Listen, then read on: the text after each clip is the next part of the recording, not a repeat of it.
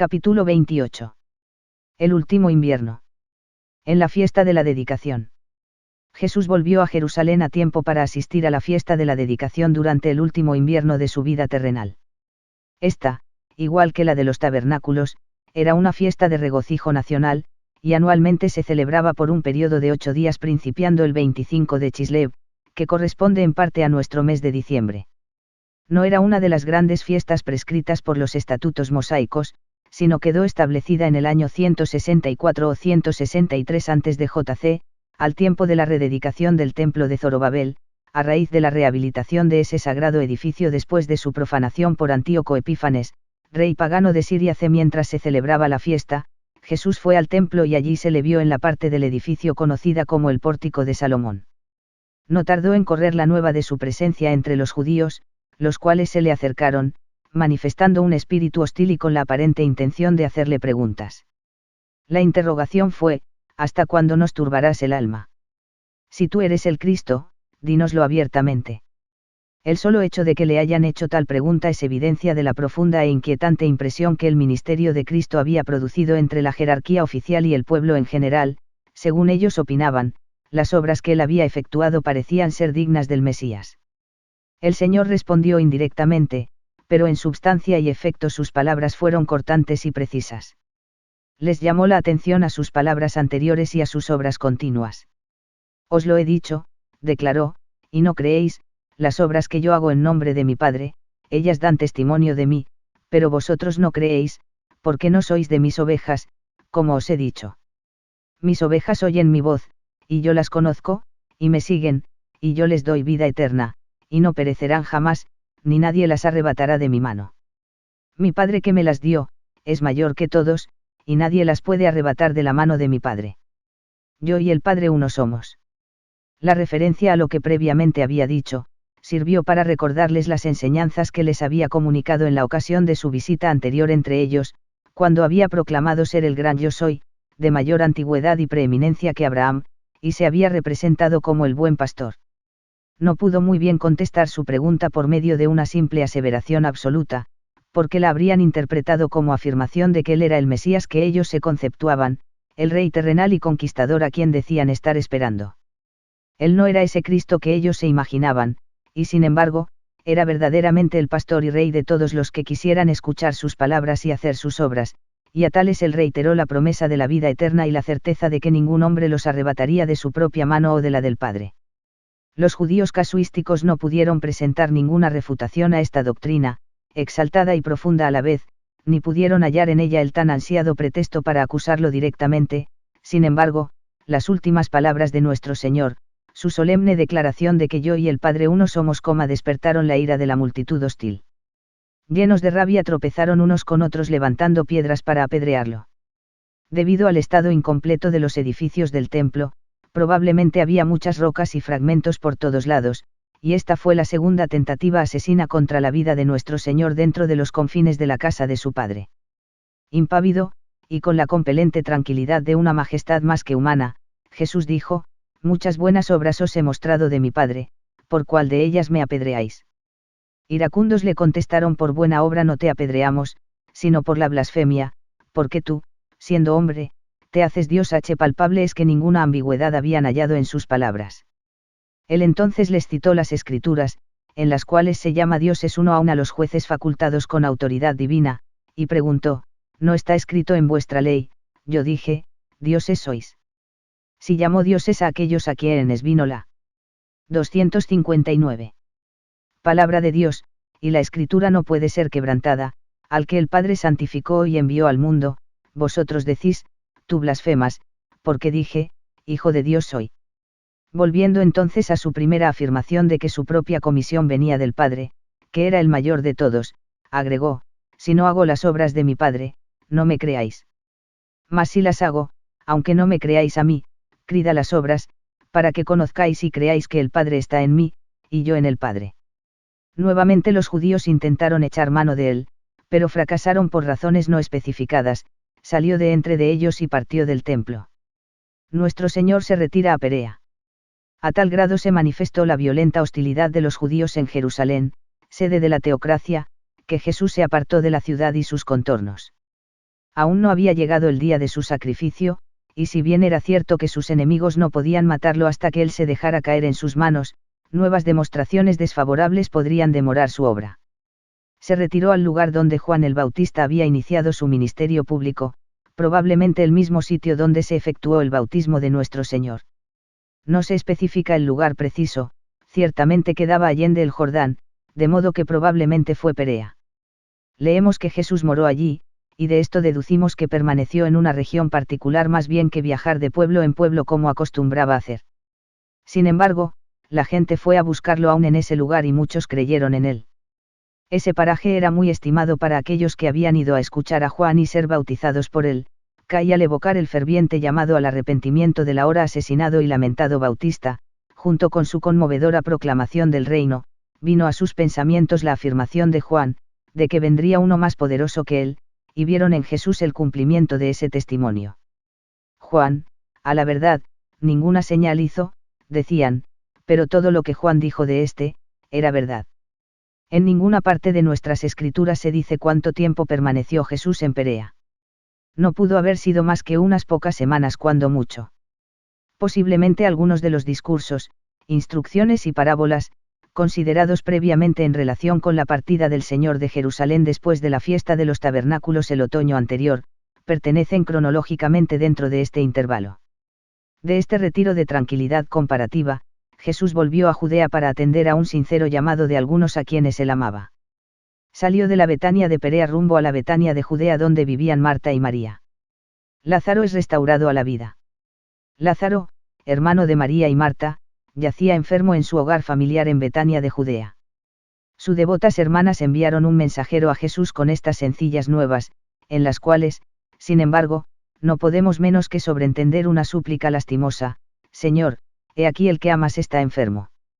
Cuando el mensaje llegó a Jesús, dijo: esta enfermedad no es para muerte, sino para la gloria de Dios, para que el Hijo de Dios sea glorificado por ella. Probablemente esa fue la respuesta que se comunicó a las hermanas que Jesús amaba. En el intervalo Lázaro murió, por cierto, debe haber fallecido poco después que el mensajero partió con las nuevas de la enfermedad del joven. El Señor sabía que Lázaro había muerto, sin embargo, demoró 2 días más en el sitio donde estaba, después de haber recibido la noticia. Entonces sorprendió a los discípulos, diciendo: vamos a Judea otra vez. Estos trataron de disuadir al maestro recordándole el reciente atentado contra su vida en Jerusalén, y preguntaron asombrados: ¿otra vez vas allá? Jesús claramente les dio a entender que no podía ser desviado de su deber cuando tenía que cumplirse, y tampoco debían impedírselo otros, pues, como les indicó, el día tiene 12 horas para trabajar, y durante este periodo el hombre puede andar sin tropezar porque anda en la luz, pero si deja pasar las horas y entonces procura andar o trabajar en 260. Las tinieblas, tropieza. Él se hallaba entonces en sus horas de trabajo, y no estaba cometiendo un error con volver a Judea. Nuestro amigo Lázaro duerme, les dijo entonces, mas voy para despertarle. La comparación de la muerte y el sueño era tan común entre los judíos como entre nosotros, pero los discípulos entendieron sus palabras literalmente y comentaron que si el enfermo dormía, todo estaba bien. Jesús corrigió esta impresión. Lázaro ha muerto, les declaró, y añadió: me alegro por vosotros, de no haber estado allí, para que creáis, mas vamos a él. Es palpable que Jesús ya había decidido restaurar a Lázaro a vida, y como más adelante veremos, el milagro había de ser un testimonio del mesiazgo de nuestro Señor para convencimiento de todos los que quisieran aceptarlo. Por lo menos algunos de los apóstoles consideraban con serios temores el regreso a Judea en esa época, sentían preocupación por la seguridad de su maestro y creían que sus propias vidas peligrarían. No obstante, no titubearon en ir. Tomás dijo osadamente a los otros: vamos también nosotros, para que muramos con él. Llegando a los contornos de Betania, Jesús halló que hacía ya 4 días que Lázaro estaba en el sepulcro. Las hermanas enlutadas se hallaban en casa, donde sus amigos se habían reunido, según la costumbre, para consolarlas en su aflicción. Entre ellos había muchas personas prominentes, algunas de las cuales habían llegado desde Jerusalén. Marta fue la primera en recibir la noticia de que se acercaba el Señor y salió a encontrarlo. Sus primeras palabras fueron: Señor, si hubieses estado aquí, mi hermano no habría muerto. Fue una expresión de angustia combinada con la fe, Pero para no dar la apariencia de falta de confianza, agregó enseguida, mas también sé ahora que todo lo que pidas a Dios, Dios te lo dará. Jesús respondió con palabras de tierna certeza, tu hermano resucitará. Quizá algunos de los judíos que habían llegado para consolarla le habían dicho esto ya, porque con excepción de los saduceos, todos creían en la resurrección, y Marta no pudo percibir en la promesa del Señor otra cosa más que una afirmación general de que su hermano fallecido se levantaría con el resto de los muertos. Con asentimiento natural y al parecer insubstancial, le respondió, yo sé que resucitará en la resurrección, en el día postrero. Entonces le dijo Jesús, yo soy la resurrección y la vida, el que cree en mí, aunque esté muerto, vivirá. Y todo aquel que vive y cree en mí, no morirá eternamente. ¿Crees esto? Era necesario fortalecer la fe de la mujer afligida y concentrarla en el Señor de la vida con quien hablaba. Ya había expresado su convicción de que todo cuanto Jesús pidiera a Dios, sería concedido, ahora le faltaba aprender que a Jesús ya se había otorgado el poder sobre la vida y la muerte.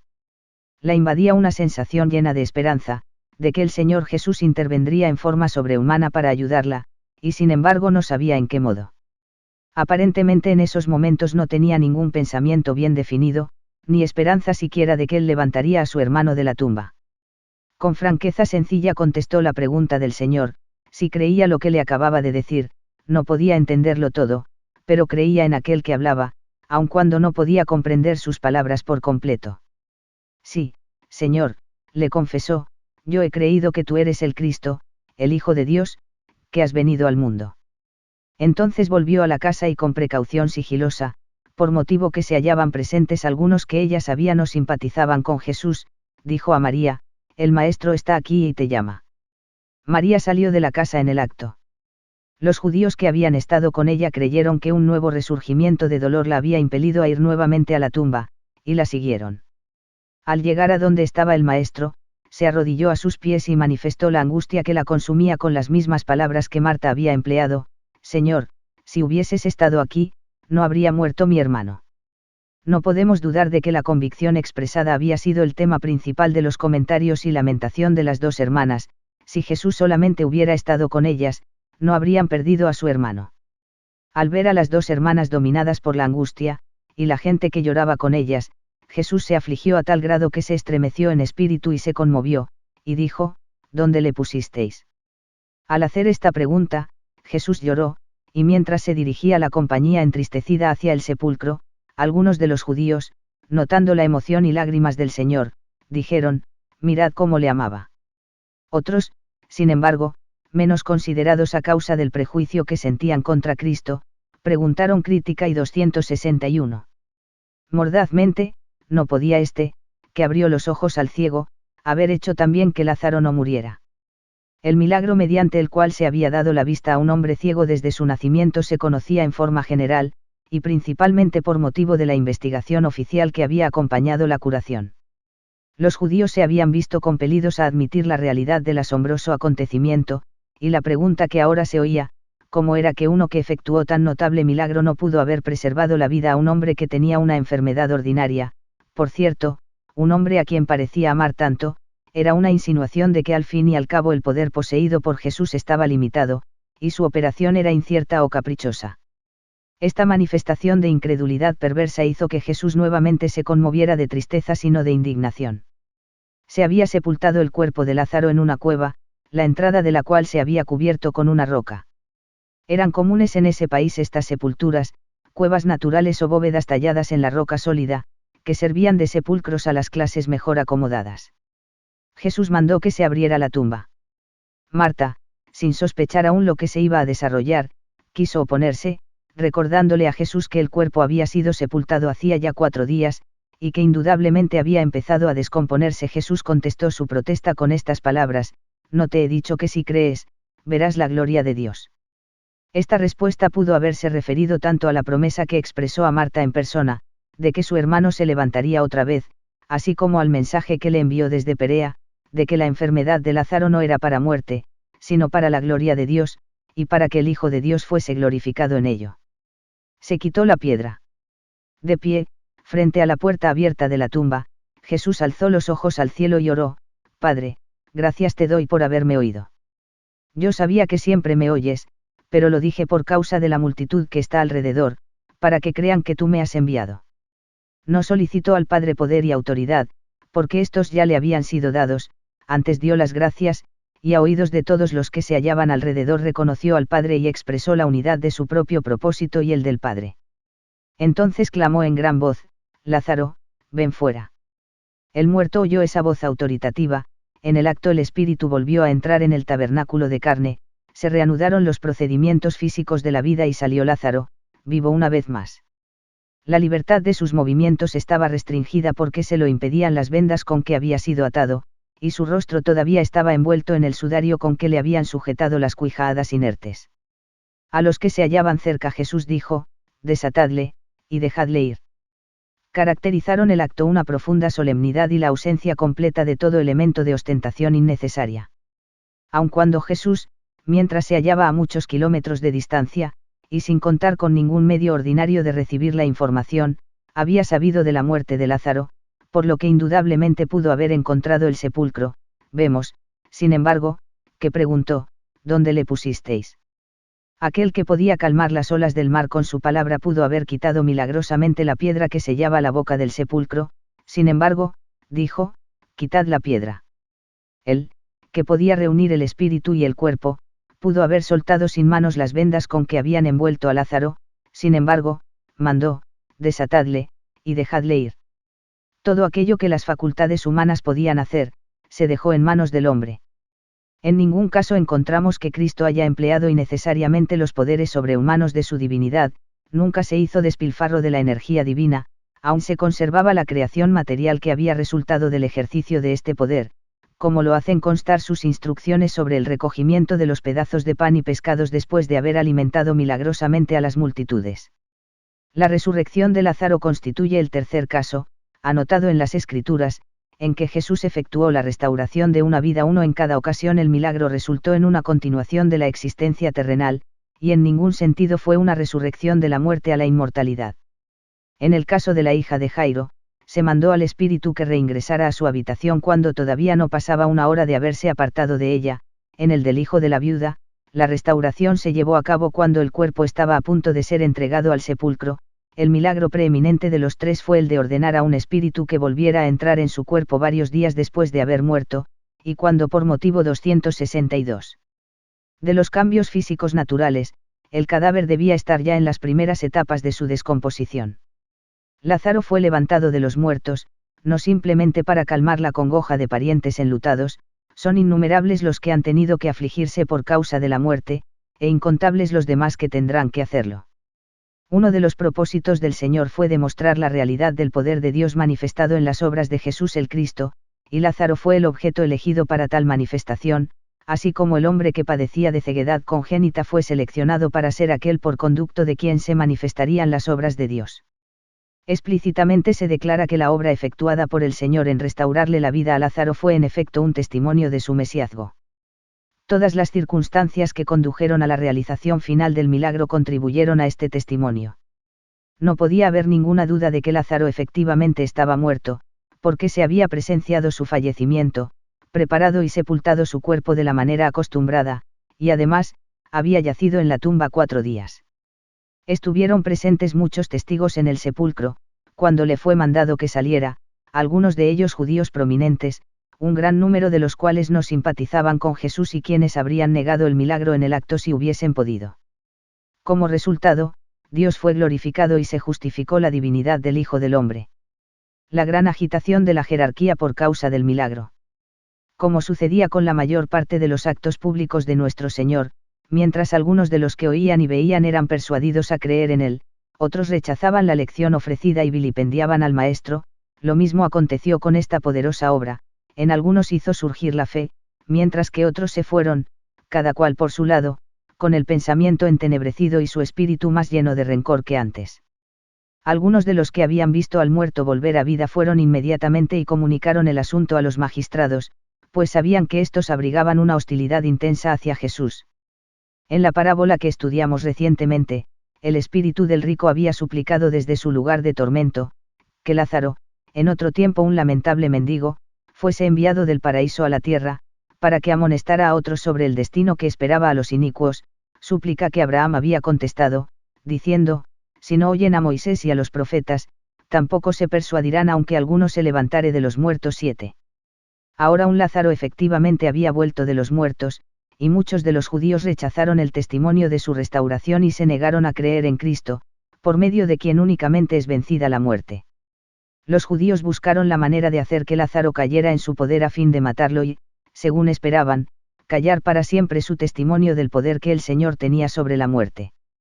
Los principales sacerdotes, en su mayoría saduceos, se reunieron en concilio con los fariseos para considerar la situación provocada por la más reciente de las poderosas obras de nuestro Señor. El problema que discutieron fue, ¿qué haremos? Porque este hombre hace muchas señales. Si le dejamos así, todos creerán en él, y vendrán los romanos, y destruirán nuestro lugar santo y nuestra nación. Como ellos mismos lo admitían, no se podía negar el hecho de los muchos milagros que Jesús había efectuado, pero en lugar de investigar sincera y devotamente si estas grandes obras no serían parte de las señales predichas del Mesías, solo pensaron en los resultados posibles de la influencia que Cristo pudiera surtir en alejar al pueblo de la teocracia establecida, y en el temor de que los romanos, aprovechando la situación, quitarían a los jerarcas de su lugar y privarían a la nación de la pequeña apariencia de autonomía que aún le quedaba. Caifás, que era el sumo sacerdote 51, hizo cesar la discusión, diciendo, vosotros no sabéis nada. Esta censura general de su ignorancia probablemente fue dirigida a los fariseos del Sanedrín, porque Caifás era saduceo.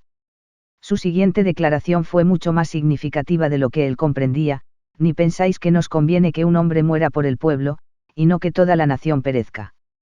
Juan el Evangelista solemnemente declara que Caifás no dijo esto de sí mismo, sino por el espíritu de profecía, el cual, a pesar de su 263 indignidad sobreentendida, vino sobre él en virtud de su posición, y que por eso, profetizó que Jesús había de morir por la nación, y no solamente por la nación, sino también para congregar en uno a los hijos de Dios que estaban dispersos. Sin embargo, pocos años después que Cristo fue muerto por la salvación de los judíos y de todas las otras naciones, las mismas calamidades que Caifás y el Sanedrín habían querido evitar, sobrevinieron en forma completa. Fue derribada la jerarquía, el templo destruido, Jerusalén arrasada y la nación desbaratada. Desde el día en que se efectuó esta memorable sesión del Sanedrín, los príncipes activaron sus esfuerzos para ocasionar la muerte de Jesús por cualquier medio que les viniera a la mano. Dieron órdenes de que quien supiera dónde estaba, lo informase a los oficiales, a fin de que pudieran prenderlo en el acto. Jesús se retira a Efraín. La hostilidad de los oficiales eclesiásticos llegó a tal grado, que Jesús una vez más buscó asilo en una región suficientemente retirada de Jerusalén para protegerlo de los ojos vigilantes y malignos de sus potentes y declarados enemigos. No le quedaban más que unas pocas semanas de vida terrenal, y era necesario pasar la mayor parte de este breve periodo dando instrucciones adicionales a los apóstoles. Prudentemente se apartó de la vecindad de Betania a la región contigua al desierto, a una ciudad llamada Efraín, y se quedó allí con sus discípulos. Así fue como nuestro Señor pasó el resto de ese invierno y probablemente los primeros días de la primavera siguiente. La declaración de Juan de que Jesús ya no andaba abiertamente entre los judíos, sugiere que su asilo era privado cuando no virtualmente secreto, y hallamos mayor indicación en el hecho de que aun cuando los sacerdotes principales y fariseos habían puesto un precio sobre su cabeza, ningún hombre pudo informar del sitio donde se encontraba. El lugar de este último retiro no se sabe en forma definitiva. Generalmente se cree que fue la región que en otras partes es llamada Efraín y Efrón, que se hallaba poco menos de 32 kilómetros al norte de Jerusalén. Igualmente incierto es el tiempo que nuestro Señor permaneció allí. Cuando nuevamente se manifestó en público, fue para emprender su marcha solemne hacia Jerusalén y la cruz. Notas al capítulo 28. Un origen de la fiesta de la dedicación, concerniente al segundo templo, conocido como el templo de Zorobabel. El autor de la presente obra ha escrito en otra parte, la narración bíblica proporciona muy pocos detalles sobre la historia posterior de este templo, pero por medio de otras fuentes nos informamos de sus vicisitudes. Al tiempo de la persecución macabea, fue profanada la casa del Señor. Un rey sirio, Antíoco Epífanes, entró en Jerusalén, 168 a 165 años antes de J.C., y perpetró crímenes blasfemos contra la religión de la gente. Saqueó el templo y se llevó su candelero de oro, el altar de oro para quemar incienso, la mesa para los panes de la proposición, y aún arrancó los velos sagrados hechos de lino torcido y púrpura. Llegó a tal grado su maldad, que intencionalmente profanó el altar del sacrificio ofreciendo cerdos sobre él, y erigió un altar pagano dentro de los sagrados recintos. No conforme con la violación del templo, este impío monarca mandó construir altares en los pueblos y ordenó el sacrificio de animales inmundos sobre ellos. Se prohibió el rito de la circuncisión bajo pena de muerte, y la adoración de Jehová fue constituida en crimen. Como resultado de esta persecución, muchos de los judíos apostataron y se declararon ser medos y persas, las naciones de cuyo dominio el poder de Dios los había librado. Entonces en el año 163 a.C., se efectuó una nueva dedicación de la casa, ocasión que de allí en adelante se conmemoraba con una celebración anual llamada la Fiesta de la Dedicación. The House of the Lord, páginas 51 a 53. Según Josefo, Antiquities of the Jews, 12, 7, 7, el festival llegó a conocerse como las luces, y uno de los rasgos de la celebración consistía en la brillante iluminación del templo, así como de todas las casas. 264. Según las tradiciones, se fijó la duración de la fiesta en 8 días, en conmemoración de un milagro legendario mediante el cual el aceite consagrado de la única botella que encontraron indemne, y sobre la cual se hallaba el sello intacto del sumo sacerdote, fue suficiente para las exigencias del templo durante 8 días, o sea el tiempo requerido para la preparación ceremonial de un nuevo abastecimiento. 2. El pórtico de Salomón, se había dado este nombre a la columnata o serie de galerías hacia el este, dentro de los recintos del templo, obedeciendo a una tradición de que el pórtico cubría e incluía parte del muro original del templo de Salomón. Véase The House of the Lord, páginas 55 a 57. 3. La unidad de Cristo y del Padre, la versión revisada de la Biblia, 1960, dice en Juan 10 y 30, y yo y el Padre uno somos, en lugar de, yo y mi Padre una cosa somos. Los judíos entendían correctamente que el Padre significaba el eterno Padre, Dios. En el original griego, la palabra uno se encuentra en el género neutro, así que expresa unidad de atributos, poder o propósito, y no de personalidades, que habría requerido la forma masculina. Para el tratado sobre la unidad de la Trinidad y de la personalidad separada de cada uno de sus miembros, véase artículos de fe, por el autor, páginas 43 a 46. 4. Los jueces divinamente comisionados eran llamados dioses. En el Salmo 82, 6 se llama dioses a los jueces investidos con una comisión divina. El Salvador se refirió a este pasaje en su respuesta a los judíos en el pórtico de Salomón. Los jueces autorizados en esta forma obraban como representantes de Dios, y se les honraba con el título exaltado de dioses. Compárese con la designación similar que se aplicó a Moisés, Éxodo 4 y 16, 7, 1. Jesucristo poseía autorización divina, no por medio de la palabra de Dios transmitida a él por conducto del hombre, sino como atributo inherente. Si no hubiera sido por sus pensamientos entenebrecidos por el pecado, los judíos podrían haber comprendido en el acto la incongruencia de llamar dioses a los jueces humanos, y de acusar de blasfemia al Cristo por llamarse el Hijo de Dios. 5. El sitio del retiro de nuestro Señor, Jesús se apartó al otro lado del Jordán, al lugar donde primero había estado bautizando Juan, Juan 10 y 40. Probablemente fue Betábara, 1 y 28, que lleva el nombre de Betania en algunos de los manuscritos más antiguos. Debe tenerse cuidado de no confundir esta Betania en Perea y la Betania en Judea, donde vivían Marta y María, y la cual se hallaba a unos 3 kilómetros de Jerusalén. 6. Lázaro había estado en la tumba 4 días, basándonos en la suposición muy probable de que el viaje de Betania en Judea al sitio donde Jesús se hallaba en Perea requería un día. Lázaro debe haber muerto el mismo día en que partió el mensajero. Porque este día y los 2 días que transcurrieron antes que Jesús se dirigiera a Judea, junto con el día necesario para volver, apenas sumarían los 4 días especificados. En Palestina, así como en otros países orientales, era, y es aún, costumbre sepultar al difunto el día en que fallecía.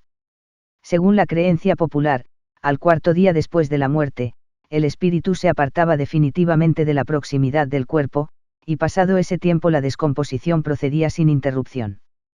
Quizá esto explique la objeción de Marta, impulsiva pero cariñosa a la vez, a que se destapara la tumba de su hermano 4 días después de su muerte. Juan 11 y 39, es posible que se necesitaba el consentimiento del pariente más cercano para abrir legalmente una sepultura. No solo Marta, sino también María se encontraba allí, y en presencia de muchos testigos permitieron que se abriera la tumba en la cual yacía su hermano. 7. Jesús se estremeció en espíritu. En Juan 11:33 leemos que Jesús se estremeció en espíritu, y en el versículo 38, que fue profundamente conmovido. Todas las autoridades filológicas concuerdan en que las palabras en el griego original expresan una indignación llena de tristeza, o como algunos afirman, enojo, y no simplemente una emoción compasiva de pesar. Si acaso el Señor sintió indignación, como parece indicarlo el versículo 33, se puede atribuir a su desagrado por los plañidos acostumbrados cuando alguien moría, y que por la forma en que los judíos lo estaban haciendo en esta ocasión, profanaba el verdadero y hondo pesar de Marta y María, y la indignación, 265. Indicada por su profunda conmoción mencionada en el versículo 38, pudo haber sido el resultado de la crítica mordaz expresada por algunos de los judíos, como se lee en el versículo 37. 8. Caifás, sumo sacerdote aquel año. La declaración de Juan de que Caifás era sumo sacerdote aquel año no debe interpretarse con el significado de que el oficio de sumo sacerdote era posición que duraba solo un año. De acuerdo con la ley judía, el sacerdote permanecía en su puesto por un tiempo indefinido, pero el gobierno romano se había arrogado la facultad de nominación en lo concerniente a esta posición, de modo que se efectuaban cambios frecuentes. Este Caifás, cuyo nombre completo era Josefo Caifás, estaba constituido en sumo sacerdote por nombramiento romano, durante un periodo de 11 años. Los judíos tenían que someterse a este género de nombramientos, aunque bajo su ley con frecuencia reconocían como sumo sacerdote a una persona distinta del sumo sacerdote civil nombrado por las autoridades romanas. Por esta razón hallamos que tanto Anás como Caifás ejercían la autoridad de este oficio al tiempo del prendimiento de nuestro Señor, y aún después, Juan 6 y 13, 24, Hech 4, 6, compárese con Lucas 3, 2. Farrar, página 484, nota, dice, algunos han creído ver una ironía manifiesta en la expresión de ese Juan, 11 y 49, que Caifás era sumo sacerdote aquel año, como si los judíos estuvieran acostumbrados a considerar de esta manera burlona la rápida sucesión de sacerdotes, simples fantoches nombrados y destituidos por voluntad romana, que en años recientes habían reemplazado el uno al otro. Debe haber habido por lo menos 5 sumos sacerdotes y ex sumos sacerdotes vivientes en este consejo: Anás, Ismael ben Pavi, Eleazar ben Amán, Simón ben Camit y Caifás, el cual había ascendido al puesto por medio del cohecho.